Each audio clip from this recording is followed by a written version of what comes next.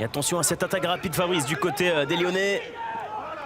Avec Mathieu Géron là qui va percuter, qui va peut-être centrer, pied gauche et le ballon touché en dernier.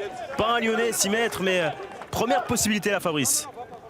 Avec Mathieu Géron qui va fixer en 1 contre 1 son vis-à-vis et essayer de centrer au premier poteau. Trajectoire coupée par l'attaquant Rivas. Diverses options.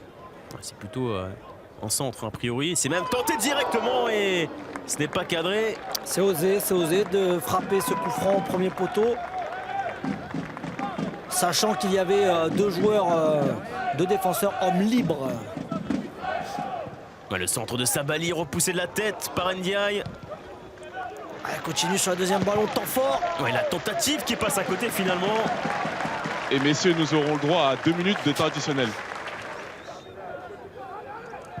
Attention, ce corner du numéro 7 et le but finalement en 2 temps pour les Palois. Double C'est déviation. Moustapha Nam.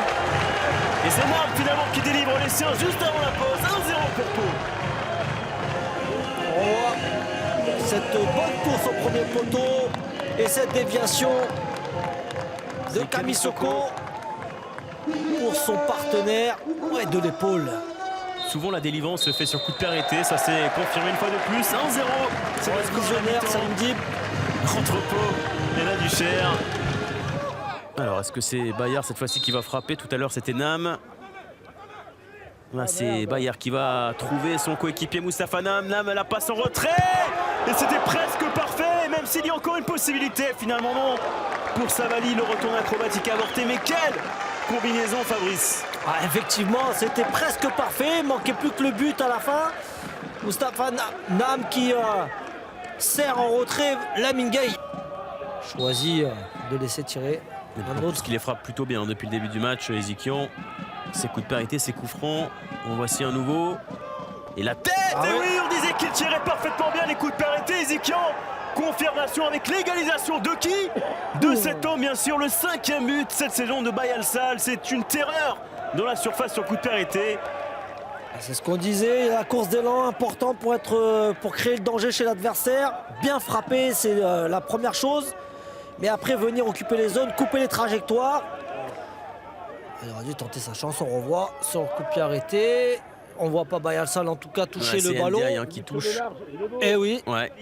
Jarjou le contrôle un peu alambiqué, mais le ballon toujours pour Pau. Bayard, son côté. Allez, Bayard, quelle solution? Il va centrer de son pied gauche. C'est capté sans problème par son ancien coéquipier de Laval, Maxime Aubois. Il n'a pas forcément bien joué de la part du Sénégalais.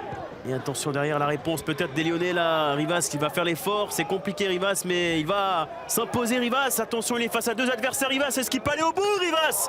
Ça aurait été incroyable de la part de Rivas. Il est capable, Rivas, d'aller tout seul comme ça, défier toute une défense. Voilà, partout donc entre les 2 équipes. 2 buts marqués sur coup de pied arrêté. Pau avait ouvert le score juste avant la mi-temps. La Duchère a finalement égalisé grâce à Ndiaye également sur coup franc. Un partout score final, un match nul plutôt satisfaisant pour les Lyonnais. 2 points de perdus malgré tout pour les Palois à domicile.